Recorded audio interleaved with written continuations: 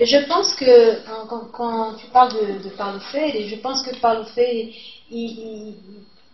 que nous considérons comme un pédagogue très important, parce que c'est lui qui vient traiter justement de la rencontre de différentes cultures. Parce que quand Paulo Freire il parle du cercle de culture, c'est-à-dire des gens qui vont se réunir et des gens qui sont de catégories différentes. Bon, lui, il parlait plutôt dans pédagogie de l'opprimé, il parlait plutôt des personnes pauvres avec des personnes peut-être de l'université qui allaient pouvoir ensemble se rencontrer et créer quelque chose de nouveau, des connaissances nouvelles. Mais ça, on peut l'appliquer dans un sens plus large, c'est-à-dire que des personnes qui normalement sont dans une position de ségrégation, c'est-à-dire chacun dans son côté, comme tu l'as dit, c'est-à-dire les blancs sont là, les noirs sont ici, etc. Ils ne vivent pas dans les mêmes endroits, etc. Comment faire pour que ces gens-là se rencontrent et qu'ils produisent une connaissance interculturelle réellement, quoi. Et ça, par exemple, bon, c'est quelque chose que j'essaie de faire, par exemple, dans mes enseignements d'éducation populaire. J'essaie, hein, ça marche pas toujours, c'est pas très facile, hein, de rompre toutes ces barrières entre l'université et les classes populaires, etc. Et j'essaie de faire venir, et récemment aussi, j'ai essayé de faire venir des personnes qui sont généralement pauvres et sont grande partie noire. Et j'essaie de voir comment on peut traiter les questions liées justement par exemple à la culture noire ou même à ces questions-là ensemble. Et c'est très important, c'est-à-dire que les gens vont se rencontrer, des personnes qui normalement se rencontrent, c'est-à-dire c'est pas qu'ils se voient pas, c'est pas l'apartheid de l'Afrique du Sud comme c'était avant où les gens ne se voyaient jamais. Mais ce sont des frontières invisibles. Voilà, les frontières invisibles, c'est-à-dire ils se rencontrent peut-être dans la rue comme ça, mais ils ne dialoguent pas vraiment, c'est-à-dire ils ne connaissent pas la réalité de l'autre vraiment.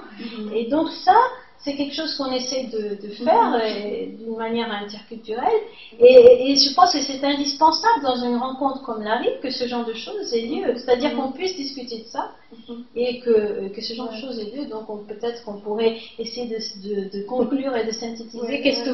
Comment vous voyez ça? Comment vous voyez cette possibilité de faire dans l'interculturel, dans la RIP, ce genre de formation en fait? Comment faire de sorte que les gens finalement se confrontent à ces questions ensemble, puisque ce n'est pas une question qui intéresse seulement une catégorie déterminée, et je pense que le concept de blanchitude dans ce sens est très, très intéressant. Je pense qu'il faut associer aussi à la négritude. Les deux, voilà, négritude et blanchitude, qu'est-ce que ça veut dire? Je pense que ce serait peut-être un moyen d'entamer cette discussion. Je pense qu'il faut l'aborder à plusieurs niveaux. C'est pas juste les noirs, c'est pas juste les blancs. Voilà. On a les femmes, les jeunes, et tout, la pauvreté. Ce sont des questions qui traitent de pouvoir, du privilège. Bien sûr. C'est beau, c'est important, c'est stimulant. Il faudrait avoir ces discussions, ces rencontres, mais ça ne peut pas rester seulement à l'intérieur d'un petit colloque académique. Il faudrait trouver d'autres manières. Je trouve que les médias sont excessivement importants, même si on peut les critiquer, ils sont manipulés et tout ça. Les gouvernements, les politiques formelles, c'est excessivement important, évidemment les gestes, mais aussi ce que tu fais, l'éducation populaire.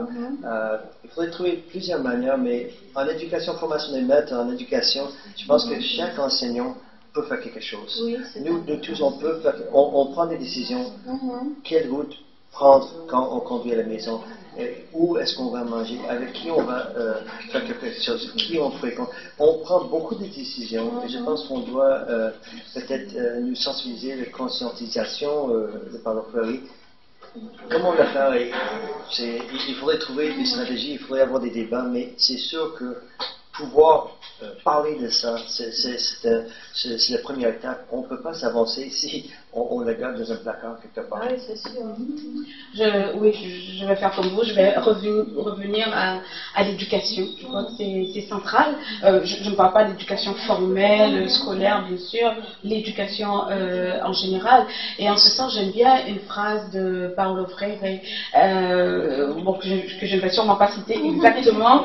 J'aime bien quand il dit que l'éducation n'est pas éduquer, ne va pas de A vers B ou de B vers A, mais l'éducation suppose de A avec B en communion par l'intermédiaire du monde.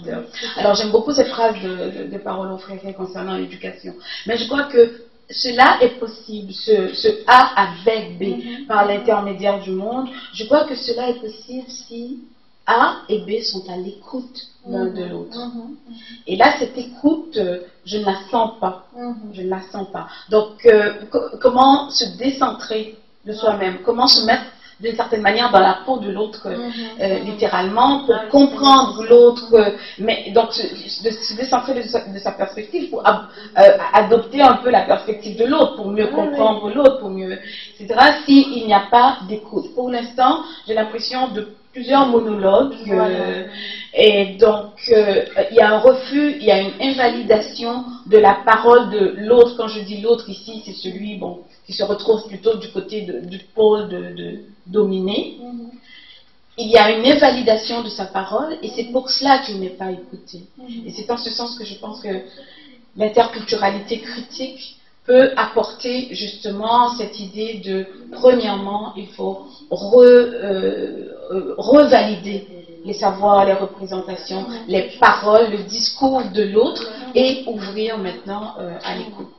Je pense que ça c'est une bonne conclusion, et d'autant que je pense que cette année, avec la conférence d'ouverture qui a traité justement des questions de l'interculturalité critique, en montrant qu'il y a même une constitution à l'Équateur qui pose la question de ces savoirs et les légitimes. Donc je pense que c'est le moment le plus favorable pour ce genre de discussion, et bon, je pense que je suis très contente d'avoir été ici avec vous, partager ce moment de conversation. Et puis je remercie aussi à Larry et à tous les organisateurs, parce que c'était une très bonne discussion que nous sommes en train de mener, et j'espère que cela va donner encore suite. Le prochain RIC, on aura plus de discussions et plus de débats dans cette ligne. Je vous remercie. Maintenant, on pourrait inviter, s'il y en a qui regardent ça plus tard dans l'internet, s'ils veulent réagir, de nous contacter ou faire suite, quoi. Oui, ce serait intéressant pour nous. D'autres réactions. Merci beaucoup. Merci,